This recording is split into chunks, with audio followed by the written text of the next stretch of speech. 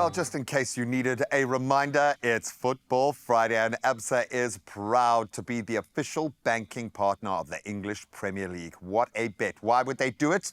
Well, because it's all about celebrating the passion, the stories, and the love, the unbridled love that fans have for their teams, especially here in South Africa. And today we are joined by a die-hard Manchester United fan. There are a couple left. Travis Storm Davis, aka Ace, and he's here to tell us all about his love for the Red Devils, and just bring us into your pain, your journey, my friend.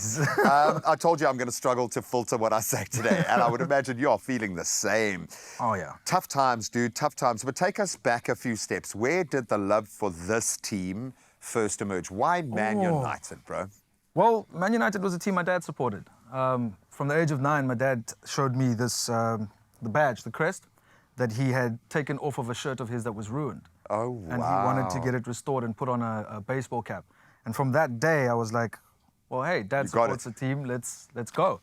And I think that was around the time where it was Bex, it was Neville. It was a special time. Yeah, it was Giggs, Scholesy, Nicky Butt, Absa. It was a time when Man United was quite prolific. Well, probably the best in Europe at times, I would imagine. I mean, yeah, like one or two seasons. I can see you've had the love beaten out of you, man. It's been a tough one. Was Ten Hag a massive mistake?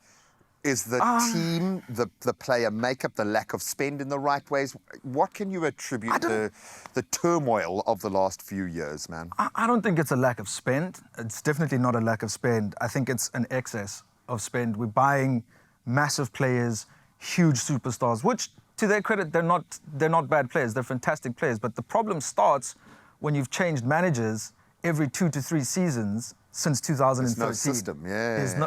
Every manager comes in with a new system. He brings in new players. He gets sacked. A new manager comes in, new system, new players.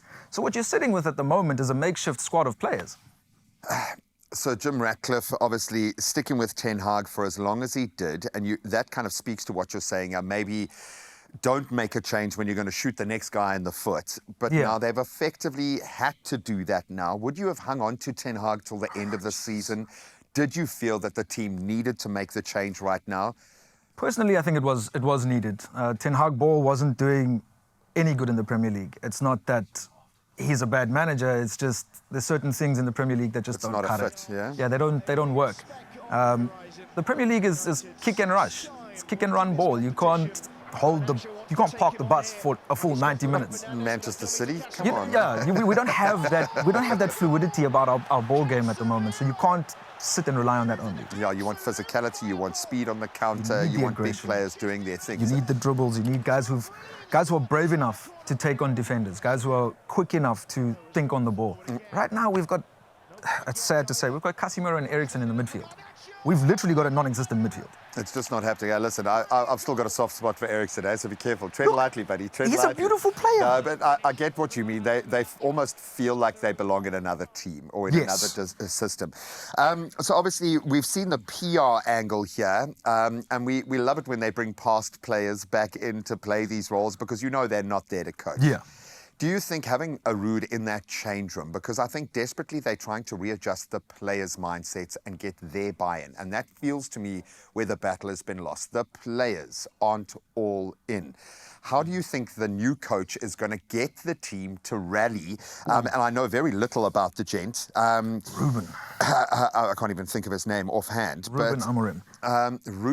Ruby. I mean, to step in at this stage of the season to pretty much take on a sinking ship in that sense, what can his hopes be? Just survive.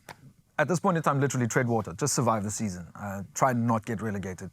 Try get us back into the top half of the table. I mean, we're sitting 13th as of Sunday, which for the first time I looked at Ruud's game on Sunday against Chelsea, and it's the first time I've seen United in many years actually pressing and playing attacking football. Another great win last night in Europe. I mean, they should have been playing Ahmad for the longest time already. But now this kind of feels like if this is what the team is capable of, surely at some point, some blame needs to be cast on the players. Oh, 100%. These guys are being paid ridiculous amounts of money to deliver on a platform. I'm sorry. No, I agree. You know, if you're offended by a coach's style, get over it, because you're earning £100,000 a week. This is your job. Yeah. This is your job. You're being paid £250,000 a week, bonuses for scoring goals, bonuses for clean sheets.